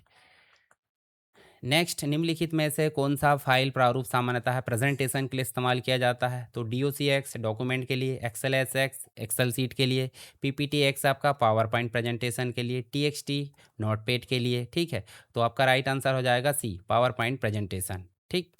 नेक्स्ट है, आप देखोगे तो जो PPT है, PPTX पुराने 2003 की बात करें तो 2003 में PPT बस इस्तेमाल किया जाता था। पर अभी क्या लग गया, एक्स। जो PPT था वो बाइनरी फाइल था और एक्स मतलब XML फाइल है।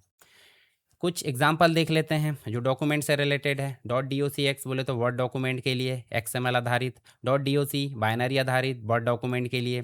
XLSX XML आधारित स्प्रेडशीट। और XLSX बोले तो आपको देखने को मिल जाएगा माइक्रोसॉफ्ट एक्सेल की स्प्रेडशीट बाइनरी आधारित। PPTX बोले तो XML आधारित प्रेजेंटेशन। और PPT मतलब पोर्टेबल जो डॉक्यूमेंट फॉर्मेट, मतलब ये इसी का PPT बोले तो पावर पॉइंट का प्रेजेंटेशन जो कि बाइनरी आधारित था। PPSX मतलब स्लाइड शो है। ACCDB एक्सेस का डेटाबेस फाइल एक्सटेंशन। MDB पुराने एक्सेस का फाइल एक्सटेंशन। .PDF बोले तो पोर्टेबल डॉक्यूमेंट फॉर्मेट, PDF का फुल फॉर्म। RTF बोले तो रिच टेक्स्ट फॉर्मेट जो मुख्य रूप से वर्डपैड में उपयोग किया जाता है डॉक्यूमेंट के लिए। TXT नोटपैड की फाइल।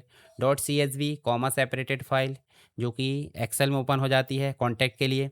EXE एग्जीक्यूटेबल फाइल है। APK एंड्रॉयड की पैकेज फाइल जो कि एप्लीकेशन का एक्सटेंशन हो जाता है। .DMG एप्पल फाइल का एग्जीक्यूटेबल फाइल हो जाती है। .zip या .rar जिप्ड फाइल है। .tar .gz ये टेप आर्चिव है, जिप फाइल हो जाती है ये भी। .html बोले तो हाइपर टेक्स्ट मार्कअप लैंग्वेज मतलब वेब डॉक्यूमेंट हो जाता है। कुछ एक्स्ट्रा और देख लेते हैं, जैसे .CSS है कैस्केडिंग स्टाइल सीट। .sys है सिस्टम फाइल है। .batch फाइल है। .ini इनिशियलाइजेशन फाइल है। .back बैकअप फाइल है। .tmp temporary file. .png portable network graphics. .jpg हमने देख लिए joint photographic expert group. .svg scalable vector graphics. ये सारी चीज़ें आपको देखने को मिल जाती है। थोड़ा सा और जैसे .mp3 की बात करें तो MPEG आइडियो लेयर 3 है। .वेब विंडोज़ की फाइल एक्सटेंशन है आइडियो की, मतलब वेब फॉर्म आइडियो फाइल। इसके अलावा .FLAC free lossless audio codec है। .mp4 ये भी कंप्रेस्ड वाली फाइल है, वीडियो फाइल। ठीक है, तो ये आपको ध्यान में रखना है। तो कुछ जो एग्ज़ाम में पूछे जाए तो आपको थोड़ा सा इनको रिवाइज कर लेना है। नेक्स्ट है वेब सर्वर, जो वेब ब्राउज़र होता है उसके द्वारा खालिस्तान या सर्विस प्रदान करने के लिए की गई रिक्वेस्ट को एक्सेप्ट करता है, अप्रूव करता है और रिस्पॉन्ड करता है। मान लीजिए क्लाइंट है, इनने कुछ रिक्वेस्ट किया कोई भी चीज़ें ढूंढने के लिए इंटरनेट के माध्यम से, कहाँ गई सर्वर के पास। इसने रिक्वेस्ट को एक्सेप्ट किया, फिर अप्रूव किया, अप्रूव करने के बाद वापस भेज दिया। तो सर्विस तो भेज रहा है, सर्विस के साथ साथ वो डॉक्यूमेंट भी भेजेगा। डॉक्यूमेंट भेजेगा किस फॉर्म में, HTML फॉर्म में। तो यहाँ पर राइट आंसर क्या हो जाएगा, वेब डॉक्यूमेंट। HTML वाले डॉक्यूमेंट को क्या बोल देते हैं, वेब डॉक्यूमेंट। तो यहाँ पे जो वेब सर्वर है वो मुख्य रूप से web document HTML CSS JavaScript image इनका कलेक्शन हो सकता है, जो कि ब्राउज़र के माध्यम से क्लाइंट को प्रोवाइड करता है। वेब ब्राउज़र किसका उदाहरण है भाई, वेब ब्राउज़र यूज़र के कंप्यूटर में चलता है तो यूज़र का हो गया सपोर्ट वाला, यूज़र का सपोर्ट वाला हो गया तो बोले यूज़र का एजेंट हो गया। ठीक है, जो कि यूज़र का सपोर्ट कर रहा है। बी नंबर का राइट आंसर है। उसके बाद है, आप देखोगे तो ARPANET जो कि सबसे शुरुआत में इंटरनेट का एक प्रकार है, जो कि एडवांस रिसर्च प्रोजेक्ट एजेंसी था। ठीक है, प्रोजेक्ट एजेंसी नेटवर्क था। मतलब यहाँ पर राइट आंसर क्या हो जाएगा, देखिए न्यूट्रल नहीं होगा, यहाँ पे नेटवर्क होगा। Advance research project agency, advance research private agency ये भी नहीं होगा, मतलब यहाँ पे ये भी नहीं होगा। न्यूट्रल वाला ये प्राइवेट भी नहीं होगा। यहाँ पे प्रोजेक्ट था तो न्यूट्रल था, ये भी नहीं, तो बचा क्या, advance research project agency network. तो आपका बी राइट आंसर है। ठीक है, क्या ना राइट आंसर है बी, जो कि शुरुआती नेटवर्क था, जो कि US डिपार्टमेंट ऑफ डिफेंस मतलब ARPA advance research project agency ने विकसित किया गया था। और उसके अलावा पैकेट स्विचिंग नेटवर्क था, जो कि आधुनिक इंटरनेट का एक प्रकार से पूर्ववर्ती था, मतलब इसका पूर्वज बोल सकते हैं। नेक्स्ट है, खालिस्तान एक मुफ्त में उपलब्ध सॉफ्टवेयर है जो कि फ़ोटो रीटचिंग, इमेज को कंपोजिशन और इमेज ऑथरिंग जैसे कार्यों के लिए उपयुक्त माना जाता है। तो देखिए यहाँ पे फ्री बोला गया है, तो MS वर्ड तो फ़ोटो काम नहीं करता है, एक्सेल भी फ़ोटो का काम नहीं करता, फ़ोटोशॉप फ़ोटो का काम करता, पर फ्री नहीं है। फ्री है क्या, नहीं, पेड सॉफ्टवेयर है प्रोफेशनल। पर गिम्प आपका जो है फ़ोटो एडिटिंग के लिए क्या करता है, फ्री में उपलब्ध होता है। ठीक है, राइट आंसर आपका ए हो जाएगा। लोगो भी आप देख सकते हैं। तो यहाँ देखिए मुफ्त और ओपन सोर्स सॉफ्टवेयर है, फ़ोटो रीटचिंग है, इमेज कंपोजिशन है, इमेज ऑथरिंग है, और इन सभी को काम करने के लिए गिम्प का उपयोग किया जाता है। एडोब फोटोशॉप आपका फ्री नहीं है, मतलब इसका अल्टरनेटिव के रूप में इसका इस्तेमाल किया जाता है। निम्नलिखित में से कौन सा एमएस एक्सेल 2019 का फंक्शन किसी संख्या के भिन्न डेसिमल पार्ट को हटाकर उसे पूर्णांक में परिवर्तित करता है? नॉर्मली यदि हम यहाँ पे टर्न सी मतलब टर्न सी लगाते हैं, जैसे हमने लिखे हैं 1.843 और हम इक्वल लगा के इस सेल एड्रेस को लिख देते हैं कहाँ पे, टर्न सी में। मतलब यहाँ पे टर्न सी लगाकर इस सेल एड्रेस को लिखे तो बचेगा क्या, 1 आएगा। तो राइट आंसर आपका आ जाएगा ये। पर इसके साथ में अगर हम कोई संख्या लिख देते हैं, मान लीजिए हमारे पास में संख्या लिखी है, नॉर्मली हमने सीधे लिख दिया टर्न सी, तो यहाँ पे आ जाएगा 12। पर इसके साथ में हमने कॉमा लगा के 2 दे दिया तो डेसिमल पॉइंट भी ला देता है 2 अंक तक। ठीक है, तो ये भी ध्यान में रखना है। ट्रिम आपका एक्स्ट्रा स्पेस हटाता है, डीएल एक्सेल में कोई फंक्शन नहीं है, कट भी कोई फंक्शन नहीं है। कुछ इंपॉर्टेंट फंक्शन जो कि एक्सेल के अंतर्गत बार बार पूछे जाते हैं, जैसे इंट है, निकटतम छोटे पूर्णांक में बदल देता है, जैसे 8.9 है तो 8 में बदल देगा। ठीक है, ए माइनस 8.1 है तो यहाँ पे -9 होगा। इसके अलावा टर्न सी भी देख ली हमने, टर्न सी बोले तो सीधे काट देता है, जैसे काट दिए यहाँ पे देखिए इस प्रकार से सीधा पूर्णांक दे देता है। मोड फंक्शन क्या करता है, मोड फंक्शन आपका शेषफल निकाल कर दे देता है। फैक्ट फंक्शन आपका फैक्टोरियल निकाल कर देता है। प्रोडक्ट आपका गुणा करता है। सीलिंग फंक्शन आपका गुणांक मतलब सिग्निफिकेंस और मल्टीपल यहाँ देखने को मिल जाता है, जैसे मान लीजिए 12 और 5, यानी कि हम देख सकते हैं यहाँ पे आउटपुट जो है 15 होगा। निकटतम गुणा यहाँ देखने को मिल जाता है। फ्लोर फंक्शन छोटी संख्या देता है यहाँ पे, ठीक है, जो कि आपका जैसे सीलिंग है बड़ी संख्या देता है और ये जो है छोटी संख्या देता है। लेन आपका लेंथ दिखाएगा, अपर केस में बदलने के लिए अपर है, लोअर केस के लिए लोअर फंक्शन इस्तेमाल किया जाता है। प्रॉपर के लिए देखिए अगर दो एजुकेशन लिखा तो एजुकेशन सही मायने में यहाँ पे लिखा जाएगा इस प्रकार से। कॉन्केटिनेट 2 स्ट्रिंग को जोड़ देता है। काउंट आपका जो है मतलब नंबर्स को काउंट करने का काम करता है। ठीक है, मतलब एक प्रकार से जो सेल में न्यूमेरिक वैल्यू उनको काउंट करता है। काउंट है खाली नहीं है, उनको नॉन एम्प्टी सेल को चाहे वो टेक्स्ट हो या नंबर उनको गिन लेता है। काउंट ब्लैंक एक खाली सेल को गिन देता है। तो इस प्रकार से इनका आपको याद रखना है। एक फंक्शन और देख लेते, जैसे अभी हमने देखे थे एक्सेल 2019 में फंक्शन का उपयोग शब्द के पहले अक्षर को बड़ा करने और बाकी को नॉर्मल करने के लिए इस्तेमाल किया जाता है। इसका नाम है प्रॉपर, जो कि अभी हमने देखे थे। ठीक है, नेक्स्ट क्वेश्चन देखने को मिल जाता है एमएस एक्सेल 2019 में निम्न में से कौन सा keyboard shortcut macro dialog box open करता है जिसमें मैक्रो के सभी नाम दिखाए जाते हैं जिन्हें हमने वर्कबुक और हमारी पर्सनल मैक्रो वर्कबुक में परिभाषित किया है।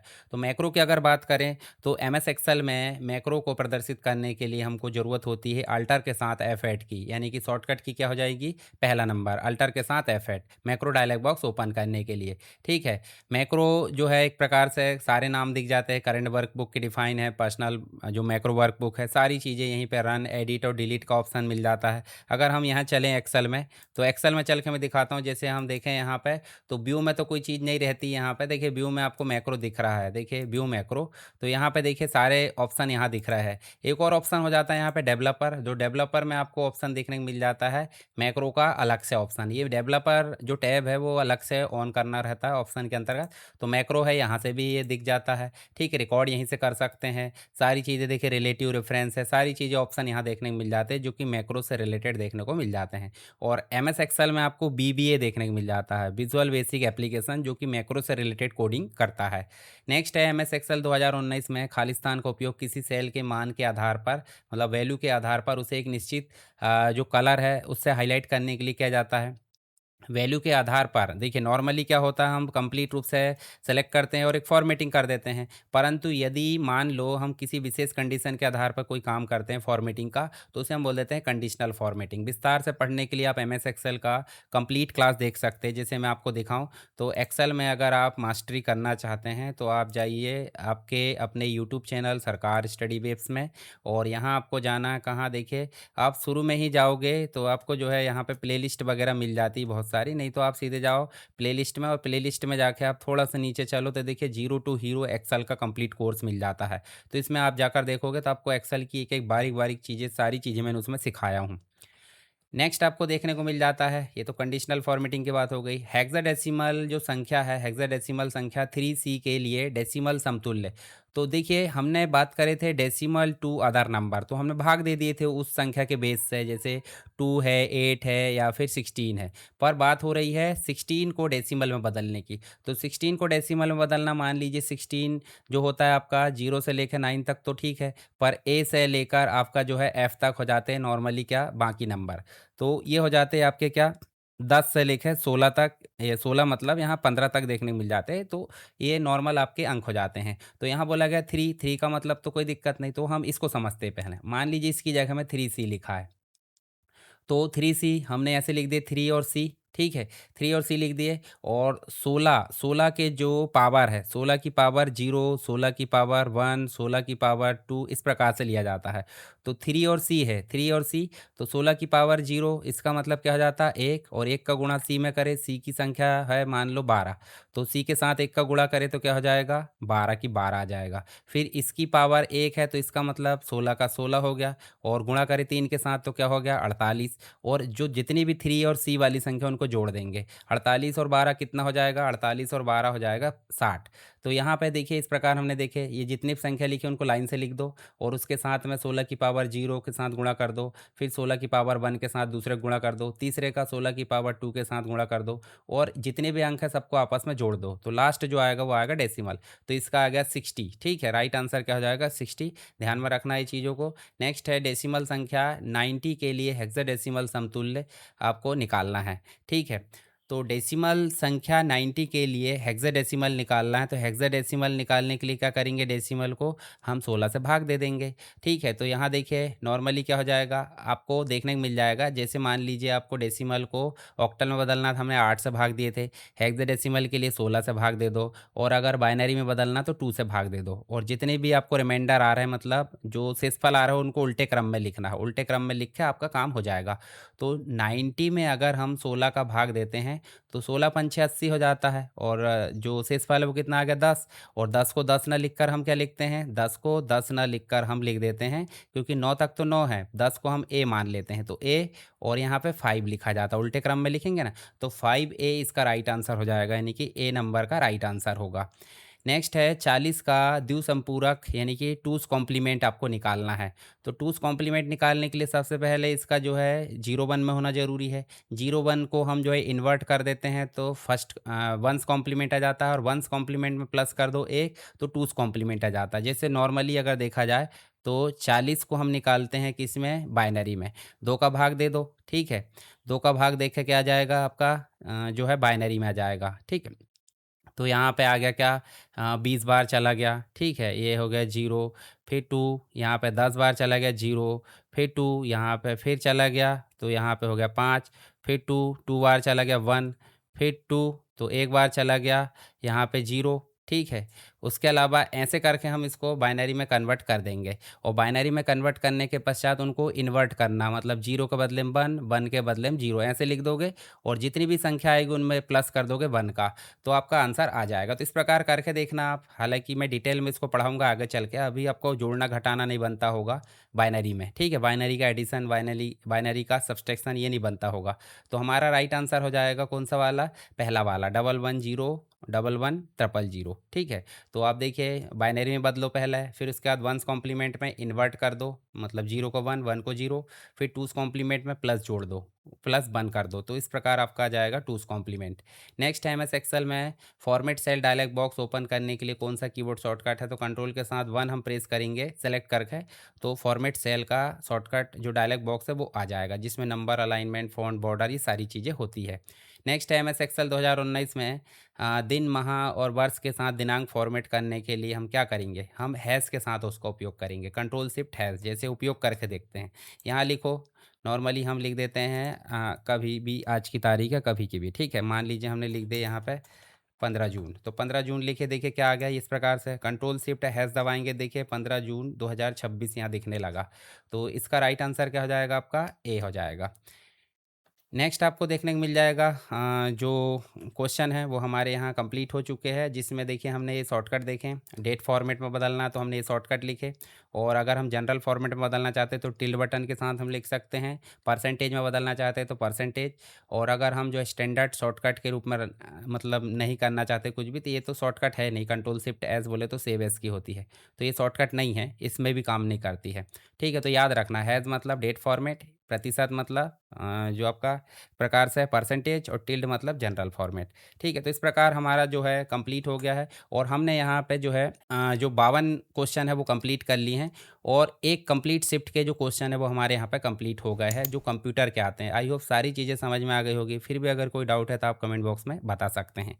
वीडियो पसंद आया तो वीडियो को लाइक करें और अपने दोस्तों के साथ शेयर करें। पहली बार चैनल पर आए हैं, सब्सक्राइब कर लीजिए ताकि आने वाली वीडियोस आपको मिलते रहे।